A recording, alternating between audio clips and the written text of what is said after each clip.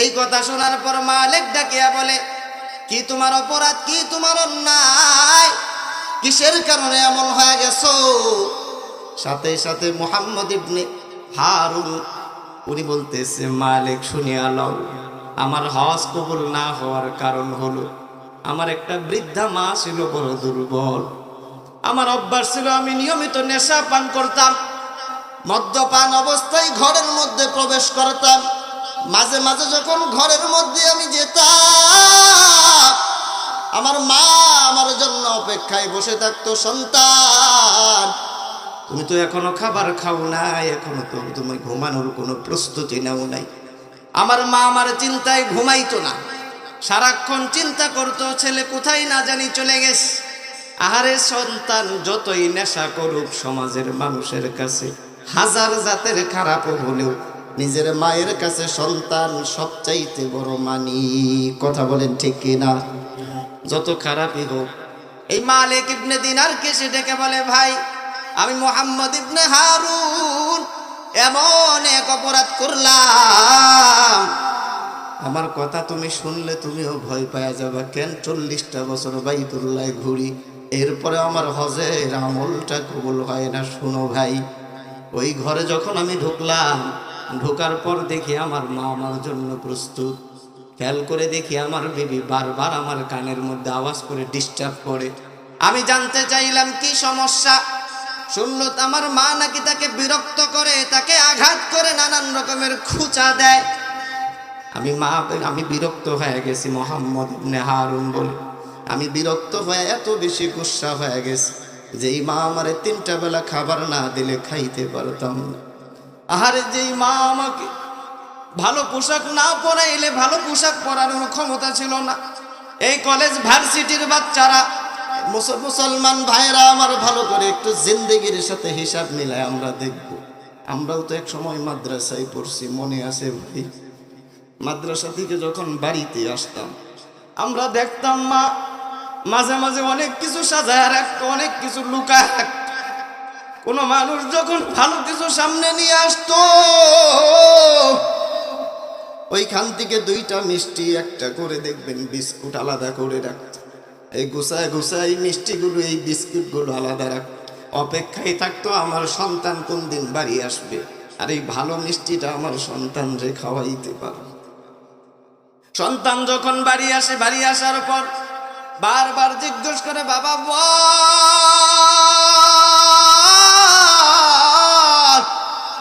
কি খাইবা?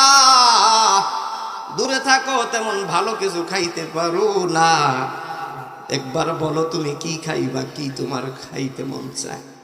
তখন সাথে সাথে মা অন্যদিন যদি 1 আইটেম করে, ওই দিন সন্তান আসার আনন্দে 5 থেকে 7টা আইটেম করে। কথা বলেন ঠিক কিনা? একটু জোর আওয়াজ করতে হবে, ঠিক কিনা? 5 থেকে 7টা আইটেম করে। আর বাবাকে পিছন দিক দিয়ে লুকিয়ে লুকিয়ে বারবার বলে, তুমি কি জানো না তোমার সন্তান বাহিরে থাকে, অনেক দিন পর বাড়ি ফিরছে, তার জন্য যাও একটা মুরগি নিয়ে আসবা, ওই জায়গায় গরুর ভাগা দিছে, একটা ভাগা নিয়ে আসবা, গরুর গোশত আমার সন্তান বেশি পছন্দ, এই খাবারটা আমার সন্তান বেশি পছন্দ করে। এইভাবে দেখবেন সপ্তাহ গড়ায়া যায়, এক এক দিন এক এক আইটেম মা করে। সন্তান যেদিন বাড়ি থেকে বিদায় হয়ে যাবে, সব মানুষ ঘুমায় রইছে, মা দেখবেন ফজরের আজানের আধা ঘন্টা আগে উঠা সন্তানের জন্য খাবার রেডি করার জন্য প্রস্তুত হয়ে যায়। আল্লাহর নবীকে যখন জিজ্ঞাসা করছে, রাসূল এত কিছু করা হয়, আপনার কি কষ্ট লাগে না? আমার আপনার নবী মুহাম্মদুর রাসূলুল্লাহ সাল্লাল্লাহু আলাইহি ওয়াসাল্লাম এই উম্মতের প্রতি দরদি হইয়া দিনের টাকা যায়, আমার আল্লাহ খুশি হয়ে যাবে, আল্লাহ আমার নবীর উপর সন্তুষ্ট থাকবে। নিয়ে আসা সামনে রাখিয়া ওই তায়েফের প্রান্তরে আমার আপনার নবী মুহাম্মদ এত বেশি কষ্টের শিকার হয়েছেন, জুলুমের শিকার হয়েছেন। আমার আপনার নবী মুহাম্মদুর রাসূলুল্লাহর জিসিম মুবারকের উপর এত বেশি আঘাত করা হয়েছে, আঘাতের কারণে শরীর থেকে রক্তগুলো পানির মতো বেয়ে বেয়ে পড়তেছিল। পাশেই দাঁড়ানো ছিল আল্লাহর নবীর দামি এক সাহাবী। দাঁড়ায় বলে, ইয়া রাসূলুল্লাহ,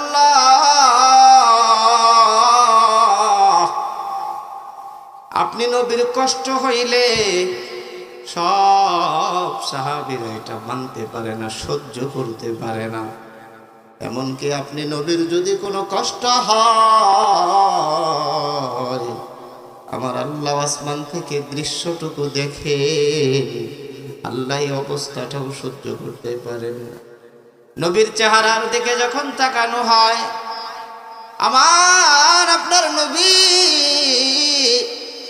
চেহারার দিকে তাকানোর পর আল্লাহর নবীর চেহারার এই অংশ থেকে রক্তগুলো বেয়ে বেয়ে নিচের দিকে আসতেছে। আল্লাহর নবীর জিসিম থেকে রক্তগুলো বেয়ে বেয়ে পায়ের দিকে যাইতেছে। একটু মহাব্বতে দিল লাগায়া কথাগুলো শুনবো। এই জিসিমের রক্তগুলো আমার আপনার নবী মুহাম্মদুর রাসূলুল্লাহ সাল্লাল্লাহু আলাইহি ওয়াসাল্লাম ওনার শরীরের একেবারে নিচ অংশ পর্যন্ত যখন চলে গেল, সাহাবী তাকায়া তাকায়া দেখতেছে, নবী গো, আপনার রক্তগুলো দেখতেছি পায়ের জুতা পর্যন্ত পৌঁছায়া গেছে। আল্লাহর নবী এই সাহাবীর কথার উত্তরে বলে, সাহাবী তুমি চিন্তা করবা না, নবীর এই দৃশ্য, এই অবস্থা, এই কাজ, এই নমুনা রাসূল দ্বীনের ক্ষেত্রে রক্ত ঝরাইছেন, মাকসাদ ছিল খুশি হবেন কে? একটা আওয়াজ করে বলেন না ভাই, খুশি হবেন কে? আমার আপনার এই জায়গায় আসা, দুইটা কথা শোনা দিনের এই মাকসাদ, এই জায়গায় আমাদের উদ্দেশ্য হলো খুশি হবেন কে? জোরে বলেন কে? আল্লাহ খুশি হবেন। বান্দা 24 ঘন্টা সময় তো কাজে লাগাও না, মাত্র সোয়া 1 ঘন্টা 1.5 ঘন্টা সময় তোমরা নামাজে ব্যস্ত থাকো, বাকি 22.5 ঘন্টা সময় এর মধ্যে ঘুমে কাটে, এর মধ্যে গুনায় কাটে, এর মধ্যে গল্পে কাটে, এর মধ্যে আড্ডায় কাটে, দুনিয়ার নানান অযথা ব্যস্ততায় কাটে। কিন্তু আমার দিনের জন্য কি 1 ঘন্টা সময় হয়েছিল? ওই দিন আমি বলতে পারবো যে না, আল্লাহ আজকের এই মাহফিলটা সাক্ষী হবে সেদিন। আল্লাহর নবী বলেন, এই ভালো আমলের অংশগুলো বান্দার হাসরের মাঠে সাক্ষী হয়ে দাঁড়াবে, আল্লাহর কাছে সুপারিশ করতে থাকবে। আল্লাহ, সে ওই দিন দিনের ওই মজলিসে বসছিল, আল্লাহ তুমি তারে পছন্দ করো, তাকে জান্নাতে ঢুকায়া দাও। এজন্য এই জায়গায় বসে আপনারা মন খারাপ আছে কেন?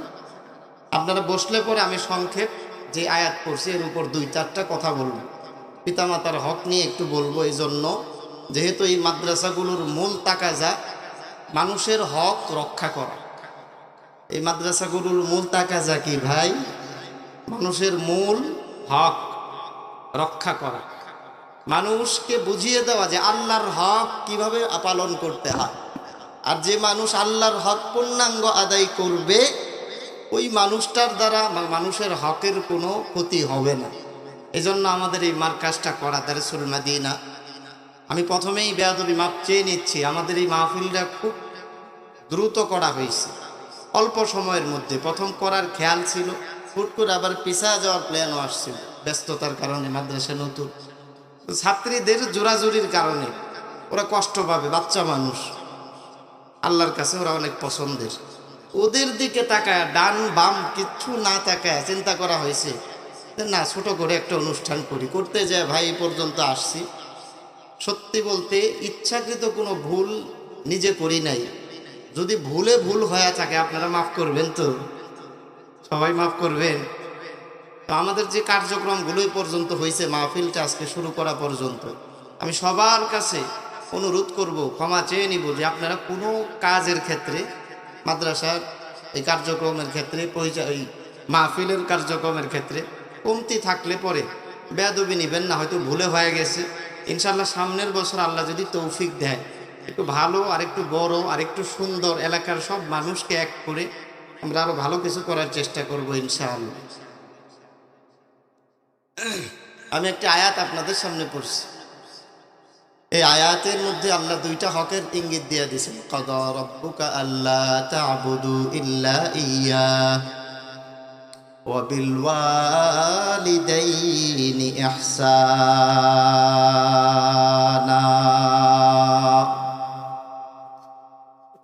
আল্লাহ বলেন, এ গোলাম, সর্বপ্রথম তোমাকে একটা দায়িত্ব দেওয়া হলো, সেটা হলো আমি আল্লাহর গোলামি। কার গোলামি? জুড়ে বলেন, আল্লাহর গোলামি। গোলামির ক্ষেত্রে আল্লাহ একটা নিয়ম বেঁধে দিছেন, আমি আল্লাহর গোলামি করবা। আমি আল্লাহর গোলামি করতে যায় আমি আল্লাহর সাথে তুমি দুনিয়ার কাউরে শরীক বানাবা না। আল্লাহর সাথে শরীক বানানো যায়? বলেন না যায়? যারা শিরিক করে আল্লাহ তাদেরকে পছন্দ করেন না, বান্দার খাতা থেকে তাদের নাম কেটে দেয়। এজন্য 1 নাম্বার সবক হবে, একজনের গোলাম আমরা, তিনি কে? একটু আওয়াজটা খুলে বলেন, তিনি কে? আল্লাহ আয়াতের 2য় অংশে বলেন, ওয়াবিল ওয়ালিদাইনি ইহসানা।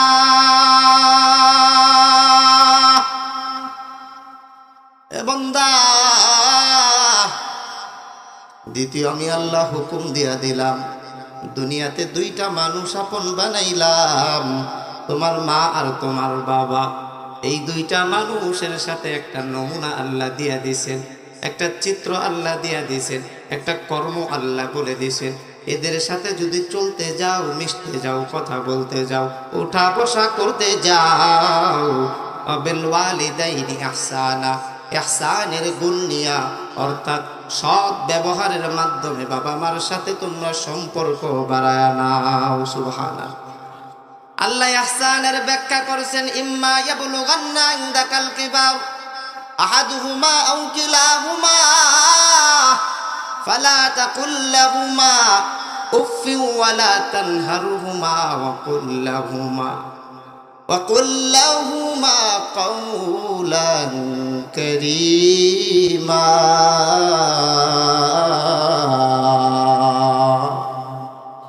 আল্লাহ খুব সুন্দর করে ইহসানের ব্যাখ্যা দিয়ে দিয়েছেন, কয়েকটা কর্ম অবস্থা আল্লাহ বলে দিয়েছেন। 1 নাম্বার, মা বাবা যদি বৃদ্ধ হয়ে যায়, মা বৃদ্ধ হয়ে গেছে, বৃদ্ধা হয়ে গেছে, অথবা তোমার বাবা বৃদ্ধা হয়ে গেছে, অথবা 2 মানুষটাই বৃদ্ধ হয়ে গেল, আমার আল্লাহ হুকুম জারি করে দিয়েছেন, এই মানুষগুলো বয়সের ভারের কারণে দুর্বল হয়ে যায়। কেমন দুর্বল হয়? এ দুনিয়ার মানুষ, আমরা ভালো করে শুনি ভাই।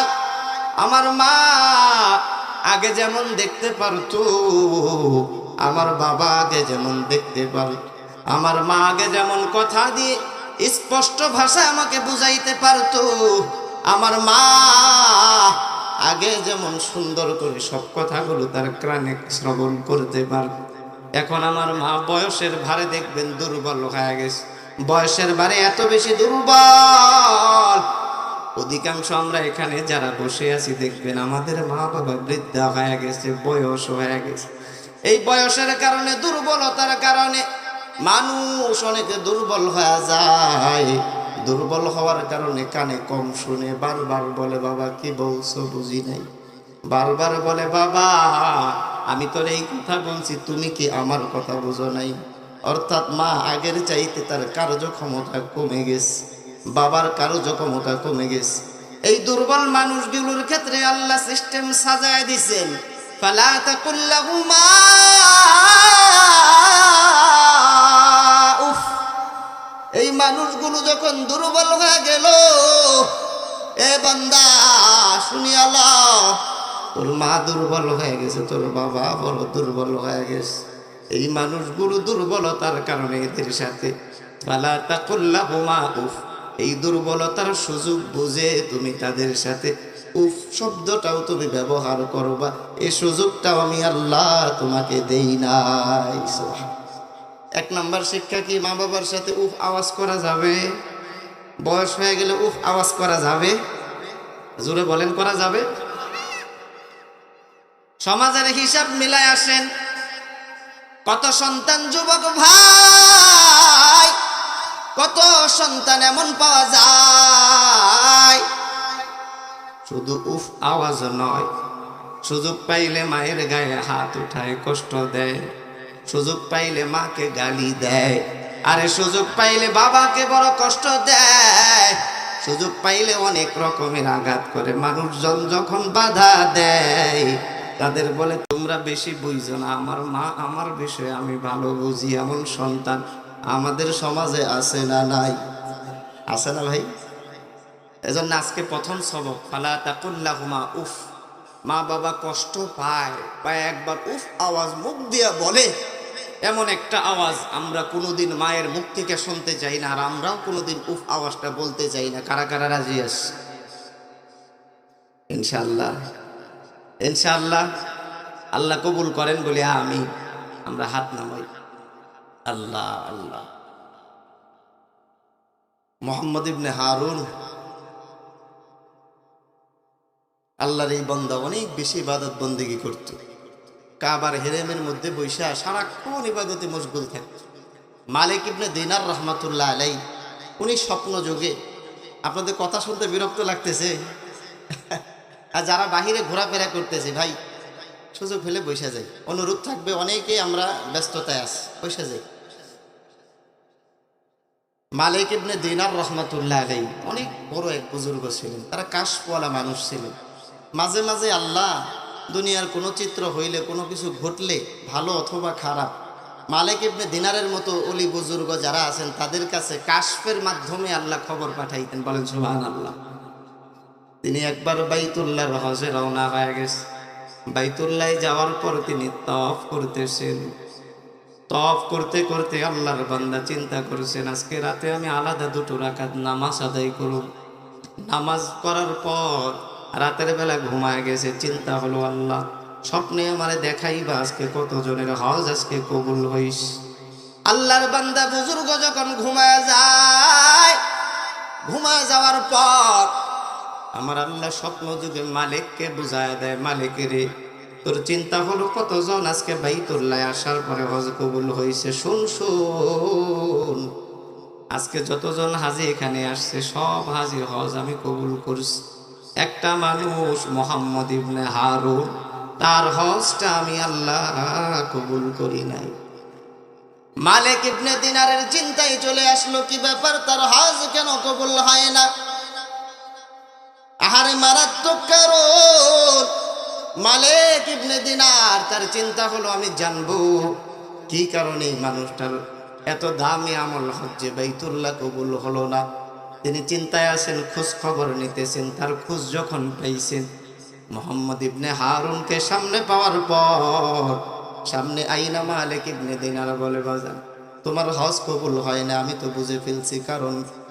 এই কথা বলার পর সাথে সাথে মুহাম্মদ ইবনে হারুন মালিক ইবনে দিনারকে ডাকিয়ে বলে, ও আল্লাহর ওলি, আমার হজ শুধু এই বছর কবুল হয় না এমন না, গত 40টা বছর ধরে আমি বাইতুল্লাহ তাওয়াফ করি, হেরেমের মধ্যে দাঁড়ায় কত নামাজ আমি পড়ি, কিন্তু আমি মুহাম্মদ ইবনে হারুন আমার একটা ওয়াক্ত নামাজ বলো, আমার হজের এই আমল বলো, বাইতুল্লাহর এই হজে আসাটা একবারের জন্য আল্লাহর কাছে কবুল হয় নাই। এই কথা শোনার পর মালিক ডাকিয়া বলে, কি তোমার অপরাধ, কি তোমার অন্যায়, কিসের কারণে এমন হয়ে গেছো? সাথে সাথে মুহাম্মদ ইবনে হারুন উনি বলতেছে, মালিক শুনিয়া লও, আমার হজ কবুল না হওয়ার কারণ হলো আমার একটা বৃদ্ধা মা ছিল বড় দুর্বল। আমার অভ্যাস ছিল আমি নিয়মিত নেশা পান করতাম, মদ্যপান অবস্থায় ঘরের মধ্যে প্রবেশ করতাম। মাঝে মাঝে যখন ঘরের মধ্যে আমি যেতাম, আমার মা আমার জন্য অপেক্ষায় বসে থাকতো, সন্তান তুমি তো এখনো খাবার খাও নাই, এখনো তো তুমি ঘুমানোর কোনো প্রস্তুতি নেও নাই। আমার মা আমার চিন্তায় ঘুমাইতো না, সারাক্ষণ চিন্তা করতো ছেলে কোথায় না জানি চলে গেছে। আহারে সন্তান যতই নেশা করুক সমাজের মানুষের কাছে হাজার জাতের খারাপ হলেও নিজের মায়ের কাছে সন্তান সবচাইতে বড় মানি। কথা বলেন ঠিক কিনা? যত খারাপই হোক।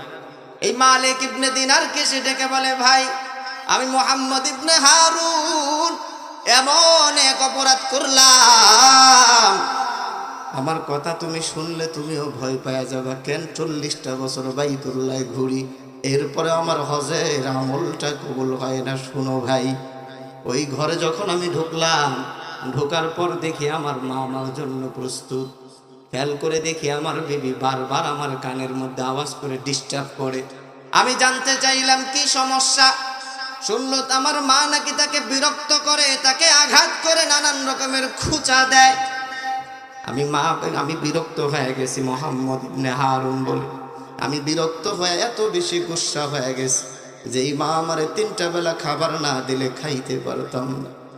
আহারে যেই মা আমাকে ভালো পোশাক না পরাইলে ভালো পোশাক পরানোর ক্ষমতা ছিল না। এই কলেজ ভার্সিটির বাচ্চারা, মুসলমান ভাইরা আমার ভালো করে একটু জিন্দেগির সাথে হিসাব মিলায় আমরা দেখব। আমরাও তো এক সময় মাদ্রাসায় পড়ছি, মনে আছে ভাই? মাদ্রাসা থেকে যখন বাড়িতে আসতাম আমরা দেখতাম মা মাঝে মাঝে অনেক কিছু সাজায় রাখতো, অনেক কিছু লুকায় রাখতো। কোনো মানুষ যখন ভালো কিছু সামনে নিয়ে আসতো, ওইখান থেকে 2টা মিষ্টি, একটা করে দেখবেন বিস্কুট আলাদা করে রাখতো। এই গুছায় গুছায় এই মিষ্টিগুলো, এই বিস্কুটগুলো আলাদা রাখতো।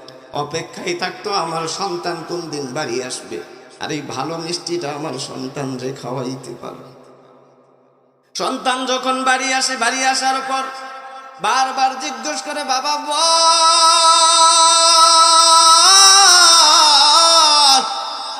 কি খাইবা? দূরে থাকো, তেমন ভালো কিছু খাইতে পারো না, একবার বলো তুমি কি খাইবা, কি তোমার খাইতে মন চায়। তখন সাথে সাথে মা অন্যদিন যদি 1 আইটেম করে, ওই দিন সন্তান আসার আনন্দে 5 থেকে 7টা আইটেম করে। কথা বলেন ঠিক কিনা? একটু জোরে আওয়াজ করতে হবে, ঠিক কিনা? 5 থেকে 7টা আইটেম করে। আর বাবাকে পিছন দিক দিয়ে লুকিয়ে লুকিয়ে বারবার বলে, তুমি কি জানো না তোমার সন্তান বাহিরে থাকে, অনেক দিন পর বাড়ি ফিরছে, তার জন্য যাও একটা মুরগি নিয়ে আসবা, ওই জায়গায় গরুর ভাগা দিছে, একটা ভাগা নিয়ে আসবা, গরুর গোশত আমার সন্তান বেশি পছন্দ, এই খাবারটা আমার সন্তান বেশি পছন্দ করে। এইভাবে দেখবেন সপ্তাহ গড়ায়া যায়, এক এক দিন এক এক আইটেম মা করে। সন্তান যেদিন বাড়ি থেকে বিদায় হয়ে যাবে, সব মানুষ ঘুমায় রইছে, মা দেখবেন ফজরের আজানের আধা ঘন্টা আগে উঠা সন্তানের জন্য খাবার রেডি করার জন্য প্রস্তুত হয়ে যায়। মা একেবারে সকালে রান্না শুরু করে দিস। সকাল 7টা বাজে 4 আইটেমের রান্না শেষ। এই মাকে যখন জানতে চাওয়া হয়, তুমি কি ঘুমাইবা না, বিশ্রাম নিবা না, মুখের মধ্যে কি খাবার দিবা না, মা ডাকিয়ে বলে, ভাই আমার এই সন্তান রে খাওয়াইলে পরে আমার পেট ভরে। সুবহানাল্লাহ। আমার সন্তান ভালো থাকলে পরে আমার ভালো থাকা হয়, আমার সন্তান ভালো পোশাক পরলে ভালো পোশাক পরা হয়, আমার সন্তানের অসুস্থতায় সুস্থতার দিকে চিন্তা করলে আমি সুস্থ হয়ে যাই। বলেন সুবহানাল্লাহ। মা যখন চিন্তা করে চলে যাবে, একবারও সহ্য করতে পারে না, বাবাকে বলে, দেখো না আরেকটা দিন থাকতে পারে কিনা, আরো একটু ভালো কিছু রান্না করে খাওয়াবো। একটা সময় চলে আসে, মা যখন সন্তানরে বিদায় করে দিবে।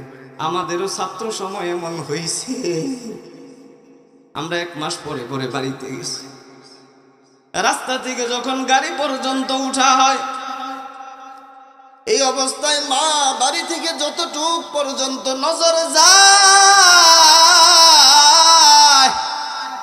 সব মানুষগুলো সরে যায়, সব মানুষগুলো কাজের মধ্যে ব্যস্ত হয়ে যায়, কিন্তু জনম দুঃখিনী মা তাকায় থাকে, কোন সময় আমার সন্তানটা গাড়িতে উঠবে, তাকে দেখব।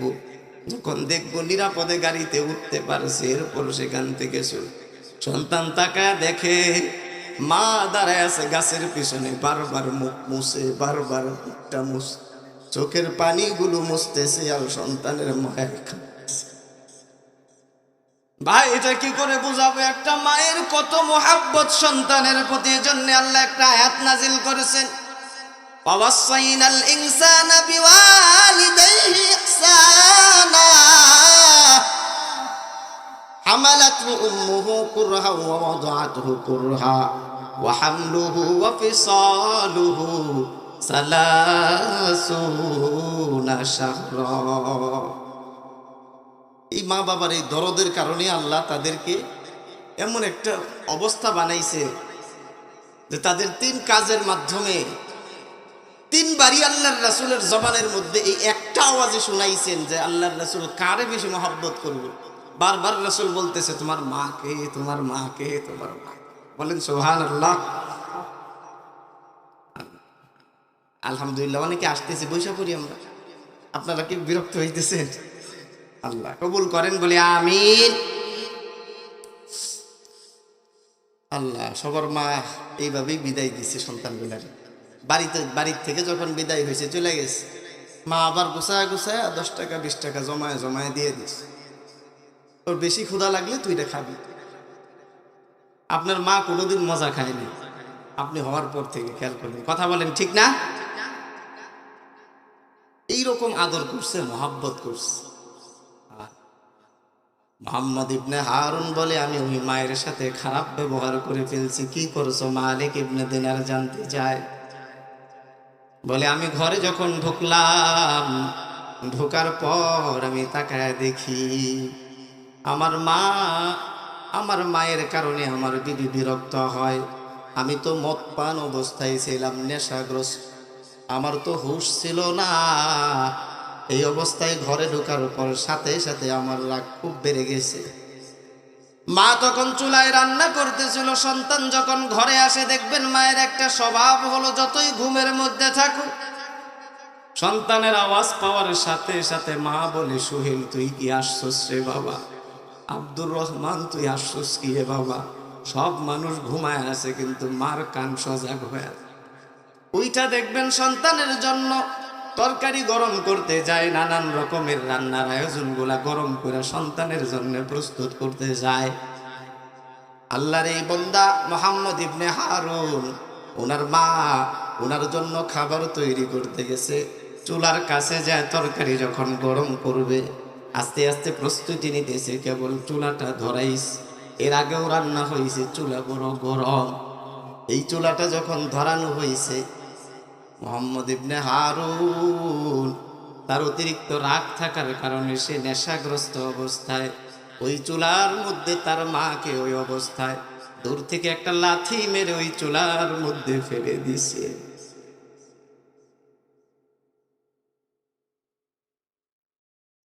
লাথি মেরে যখন চুলার মধ্যে ফেলে দিছে তখন তার হুঁশ নাই। অনেক বেশি মারধর করছে, আঘাত করছে, কষ্ট দিছে। মা মুহাম্মদ ইবনে হারুন তার এই আঘাত আর জুলুমের কারণে দুনিয়া থেকে বিদায় হয়ে গেছে, কষ্ট নিয়ে বিদায় হয়ে গেছে। এই যে কষ্ট নিয়ে মা যে দুনিয়া থেকে বিদায় হইল, আসমানের মালিক আল্লাহ দুনিয়ার কেউ না দেখলেও একজন দেখেন, তিনি কে? আওয়াজটা তুলা বলেন না, তিনি কে? আল্লাহ তো দেখছেন। কষ্ট দিছে কারে? তার মায়ের। আর মারে কষ্ট দিলে পরে আল্লাহর সহ্য হয় না। এজন্যে আল্লাহ এত যাবৎ সময় ধরে মুহাম্মদ ইবনে হারুন 40টা বছর বাইতুল্লাহ হজ করতেছে। একটা হজের চক্কর আল্লাহ বান্দার কবুল করে না। এখন আমার প্রশ্ন আমার নিজের কাছে, আপনাদের এই সমাজে যারা আছি আমরা, আমাদের কাছে এই অবস্থাগুলা আমাদের সাথে কিছু মিলে কিনা? একটু জোরে বলেন, মিলে কিনা? কে আছে এখানে বাপ মায়ের বকা দেয় নাই, মারে বকে নাই? কে আছে এই জায়গায় মারে খারাপ বলে নাই বা চিল্লাই নাই, মার সাথে খারাপ ভাষায় কথা বলে নাই? এমন কেউ আছেন? সব চাইতে বেশি যদি কাউরে বকা ঝকা করে থাকে ওই মানুষটা হলো আমার মা। কথা বলেন ঠিক কিনা? কি হক জিজ্ঞেস করছে সাহাবীরা। আল্লাহর নবী বলেন যে কিছু ফেরেশতাকে পাঠানো হয়, তারা আইসা দেখা যায় একটা ফ্যামিলির অবস্থা। ফ্যামিলির কোন অবস্থা? আল্লাহর নবী উত্তরে বলতেছেন সন্তান মা বাবার সাথে কি কেমন ফেরেশতা সকালে একবার আইসা দেখা যায়, দুপুরে একবার আইসা দেখা যায়, রাতে একবার আইসা দেখা যায়, সন্ধ্যা একবার আইসা দেখা যায়। বারবার যখন দেখা যায়, যদি দেখে বাবা মার সাথে সে গালাগালি করতেছে, খারাপ করতেছে, আল্লাহর কাছে রিপোর্ট যায়, আল্লাহ এই সন্তান তো খারাপ করতেছে। আর এই অবস্থায় যদি কোনো সন্তানের মরণ হয়ে যায়, তার জন্য জাহান্নাম ছাড়া কোনো উপায় নাই। কথা বলেন ঠিক কিনা? আর যদি ফেরেশতারা দেখে যায় না, মা তার প্রতি খুশি, কথা বললেই হাসে, কথা বললে পরেই মা খালি বলে আমার এই সন্তান বেশি আদর আমারে করে, সন্তান বেশি সম্মান আমারে করে, সন্তানের চেয়ে ভালো আর কেউ নাই, নিজে না খায় আমারও খাওয়ায়, এরকম ভালো কিছু যদি দেখা যায়, ফেরেশতারা যায় এই সন্তানের জন্য সাক্ষী দেয় আল্লাহর কাছে।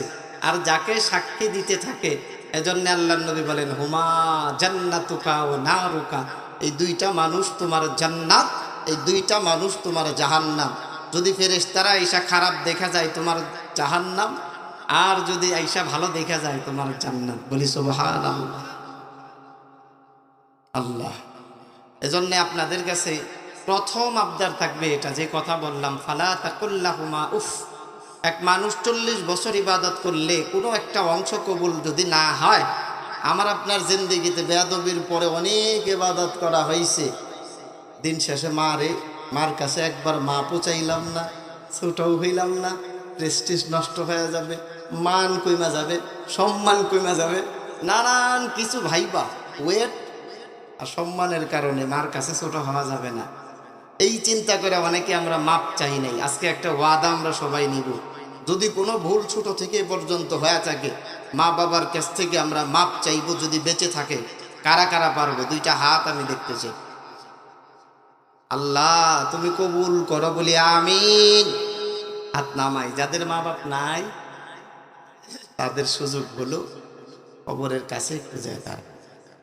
কবরের কাছে দাঁড়াইলে পরে সন্তান মায়ের কবরে ছায়া হয়, মায়ের কবরে ছায়া হয়, বাবার কবরে ছায়া হয়। দেখবেন ছায়ায় বসলে পরে কত আরাম লাগে। ঠিক কবরে সন্তান দাঁড়াইলে মা বাবার কবরে আরাম লাগে। কত বছর আগে রাইখা আসছেন কবরে, আপনি সবার আগে নামছেন, ধরে ধরে নামাইছেন। আজকে সুযোগ আছে কবর পর্যন্ত যাওয়া। এজন্য মা বাবার কবর জিয়ারত করবো আমরা, পারবো ইনশাআল্লাহ। সর্বশেষ একটা পয়েন্ট বলে আমি শেষ করে দেব। দেখেন, আমরা আমাদের হক নিজেরা নষ্ট করি। হক রক্ষা হয় যেভাবে, ওই তরিকাটা আমরা মানতেছি। মেখল মাদ্রাসার একটা অবস্থা শুনলাম, অবাক। এক ছেলে রংপুর থেকে আসছে, ওর মা নাই বাপ, একবারে গরিব মানুষ, চাচায় টাকা পয়সা দিয়ে পড়ালেখা করেছে। একটা সময় যায় ওই সন্তানটা খুব অসহায় হয়ে গেছে। কারো গার্ডিয়ান আসলে তাকায় থাকে, চোখ দিয়ে পানি আসে। হুজুররা বলে কান্দো কেন? হুজুর বন্ধের সময় সব ছাত্ররা যায় বাড়িতে, আমার তো কেউ নিতে আসে না, আমার কেউ নিতে আসে না বন্ধে, আমি সারা বছর এই জায়গায় পাও নাই বাপ।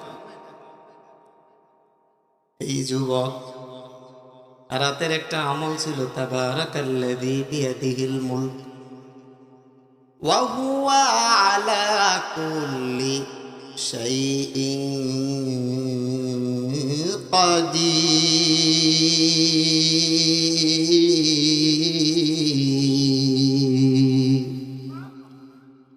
একটা সুন্দর আমল সন্তানটা করত।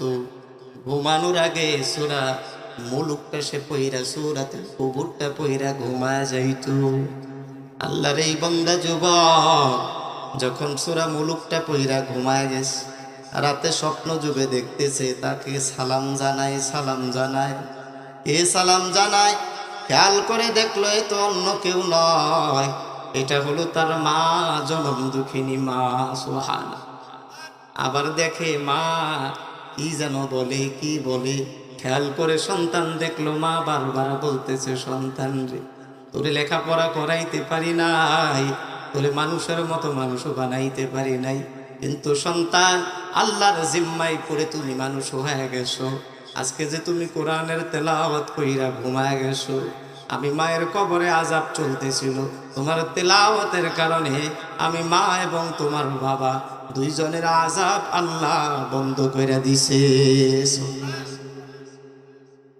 সন্তান কোরআন তেলাওয়াত করলে ওই অংশ বাবার কবরে পৌঁছায়, মায়ের কবরে পৌঁছে যায়। এই কথাটা আমরা সবাই বুঝি। পরের দিন আবার ঘুমাইছে, চিন্তা করছে হাই সূরাই শুধু মুলুক পড়লে হবে না, আরো 2টা সূরা বাড়ায়া পড়ি, আরো একটা পারা বাড়ায়া পড়ি। আর একটু বাড়ায়া যখন পড়ছে, মা বাবা তার দিকে হাসি মুখে তাকায় রইছে। আরে ঘুমের মধ্যে স্বপ্ন দেখে মা সন্তানের দিকে তাকায় মুসকে মুসকে হাসতেছে, রে সন্তান আজকে আবার কি এমন আমল করলা যে কারণে আল্লাহ ফায়সালা নিয়ে নিছে, আজকের পর থেকে নাকি আমাদের কবরে আর কোনো আযাব দিবে না। এমন সন্তান চাই কারা কারা দেখি? সবাই আল্লাহ কবুল করে বলে আমিন। হাত নামাও যদি চাই এমন সন্তান। আমি কি আমার সন্তানরে কোরআন পড়াইছি? আমি কি চাইছি আমার সন্তানটা দিন শিখুক? দেখেন, দিন শিখার ক্ষেত্রে আমাদের 2টা চিন্তা কাজ করে। একটা চিন্তা হলো যে কোনো দিনের অংশই শেখানো যাবে না, এই রকম চিন্তা যারা রাখে তাদের ঈমান আছে না গেছে? এই জোরে বলেন, আছে না গেছে? যে মানুষ নামাজ পছন্দ করে না সে তো দিনদার না, যে মানুষ হালাল রুজি পছন্দ করে না সে দিনদার না, যে মানুষ মসজিদ মাদ্রাসা পছন্দ করে না সে দিনদার নয়। কথা বলেন ঠিক কি না? যেই মানুষ দিনই কার্যক্রম পছন্দ করেন, আল্লাহর কসম, আল্লাহর কসম, আল্লাহর কসম, আল্লাহর নবী যখন দাওয়াত দিতেন সাহাবীদের নিয়ে মজমা করতেন, আবু জাহেল উতবা সাইবা তারা বিরোধিতা করত, এজন্য আল্লাহ তাদের পছন্দ করেন নাই, সময়ের আগেই তাদেরকে দুনিয়া থেকে বিদায় করে দিয়েছেন। কথা বলেন ঠিক কি না? ঠিক যারা দিন পছন্দ করে না, মসজিদ মাদ্রাসা পছন্দ করবে না, তাদের অস্তিত্ব আল্লাহ দুনিয়াতে রাখবে? সুযোগ আছে? এজন্য 2 জাতের মানুষ সমাজে। এক জাতের মানুষ আংশিক আমরা দিন শিখব, আরেক জাতের মানুষ হলো কিসের দিন? হুজুররাই কথা বলে, হুজুর ওই কথা বলে। হ্যাঁ, আপনি কোন হুজুরের কথা বলতেছেন? লম্বা হয়ে যেতেছে, আমি শেষ করে দেওয়া উচিত। আল্লাহ আল্লাহ, কোন হুজুরের কথা আপনি বলতেছেন? আন-নাজরু ইলা ওয়াজহি রাসূলিল্লাহি সাল্লাল্লাহু আলাইহি ওয়াসাল্লাম। গারে শহরের মধ্যে রাসূল যখন আবু বকরের কোলের মধ্যে শুয়ে রইছে, কুলের মধ্যে শুয়ে গেছে, আবু বকরের কুলের মধ্যে মুহাম্মাদুর রাসূলুল্লাহ সাল্লাল্লাহু আলাইহি ওয়াসাল্লাম। আবু বকর তাকায় দেখলো তার দিকে ধ্বংসন করার জন্য একটা সাপ দৌড়ায় আসছে। আন-নাজরু ইলা ওয়াজহি রাসূলিল্লাহ, একটু জোরে বলেন আল্লাহু আকবার। আবু বকর তাকায় দেখলো তার দিকে সাপ ধ্বংসন করার জন্য আসতেছে। আবু বকর থাইমা গেছে, কি করবে কি করবে, যতই চেষ্টা করে সব পারে, নজরটারে ঘুরাইতে পারে। ধ্বংসন করলো, কিছুক্ষণ পর আবু বকরের চোখের পানি পড়ে গেছে। রাসূলের গাল মুবারকে পড়ার সাথে সাথে আল্লাহর নবী ঘুম থেকে ওঠার পর আবু বকরকে ধরলো। আবু বকর, তোর চোখ দিয়ে পানি কেন আসে? তুমি অনেক দূর থেকে হিজরত করে মদিনায় আসছো, কষ্ট লাগে, ফ্যামিলি রাইখে আসছো, কষ্ট লাগে, সব রাইখে আসছো, কষ্ট লাগে। আবু বকর বলে, না না নবী না, এই জন্য আমার কষ্ট নয় নবী গো, আমাকে কিছুক্ষণ আগে একটা সাপ ধ্বংসন করছে, এই কারণে দেখেন না রাসূল আমার চোখ কেমন জানি লাল লাল হয়ে গেছে। বলেন না আল্লাহু আকবার। আল্লাহর নবী ডেকে বলে, আবু বকর কেমন কথা তুমি বলো, তোমাকে সাপ ধ্বংসন করছে, তুমি কেন বাধা দিলা না? আল্লাহর নবীকে ডেকে বলে, মুহাম্মদ,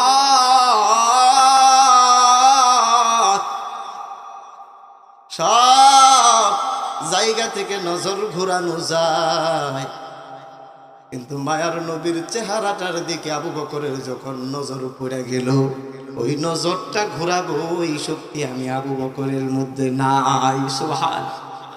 আন-নাজরু ইলা ওয়াজহি রাসূলিল্লাহি সাল্লাল্লাহু আলাইহি ওয়াসাল্লাম।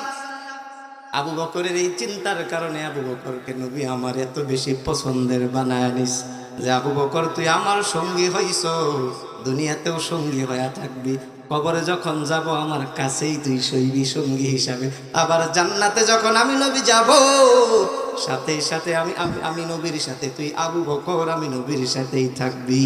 সুবহান। নবী দায়িত্ব দিয়ে গেছেন, ইন্নাল উলামা ওয়ারাসাতুল আমবিয়া। নবীর দিকে তাকানো যেমন নেশা ছিল সাহাবীদের, বিশ্বাস করেন এই নেশা যদি আপনি না আনেন বঞ্চিত হবে। যারা বর্তমান আলেম আছেন, মুহাক্কিক আলেম আমলওয়ালা, এরা হলো নাইবে নবী, নবীদের উত্তরসূরি। নবী নাই, আলেমদের চেহারা দেইখা মুহাম্মদুর রাসূলুল্লাহর তৃষ্ণা মিটাও। নবী নাই, আলেমদের সাথে কথা বইলা কথার তৃষ্ণা মিটাও। আরে নবী নাই, আলেমদের দিকে একটু চোখ ফালায় তাকায় দেইখা দেইখা তুমি আজকে তৃষ্ণা মিটাও। বিশ্বাস করেন, এইটুকু মহাব্বত নিয়ে যদি চলা যায়, আবু বকর নবীর সাথে যেমন শুইতে পারছে, জান্নাতে থাকতে পারবে, দুনিয়াতে ছিল ইনশাআল্লাহ। এই একটা মহাব্বত দিলে ঢুকাইলে নজরটা ঘুরায় আলেমদের প্রতি একটু তাকাবো, নবীর মহাব্বতের ওই দৃষ্টি রাইখা। পারবো ইনশাআল্লাহ? সবাই পারবো? আজকে থেকে অভ্যাস করা যায়, কোনো আলেমের দিকে তাকাইলে পরে বেশকি দিব না। পারবো? মন্তব্য করব না। পারবো? কাউজুর মন্তব্য করলে কি হয়? আল্লাহ, ছোট্ট একটা গালিও যদি আপনি দিয়া থাকেন, কসম আল্লাহ, দুনিয়ার সবাই ছাড়লেও আল্লাহ ছাড়ে না। নবীর উত্তর শরীরা আপনি কারে গালি দিতেছি? এজন্য আমি আমার জুমার মসজিদে, আপনারা জানেন যে আমি আলহামদুলিল্লাহ প্রায় 6 বছর ধরে আসি বটতলা মসজিদে। ওই জায়গায় মিম্বার থেকে কোনো একটা মানুষ 6 বছরের মধ্যে একদিনের জন্য বলতে পারবে না আমি কোনো আলেমের বিরুদ্ধে কিছু বলছি। এই জায়গায় অনেকে আসছে আলহামদুলিল্লাহ, তাই কথা বলেন ঠিক না? কোনো একটা আলেমের বিরুদ্ধে আমি কথা বলছি, যেই শ্রেণীর আলেম হোক। বিশ্বাস করেন, আলেমের বিরুদ্ধে বলতে যাবেন জিন্দেগি নষ্ট।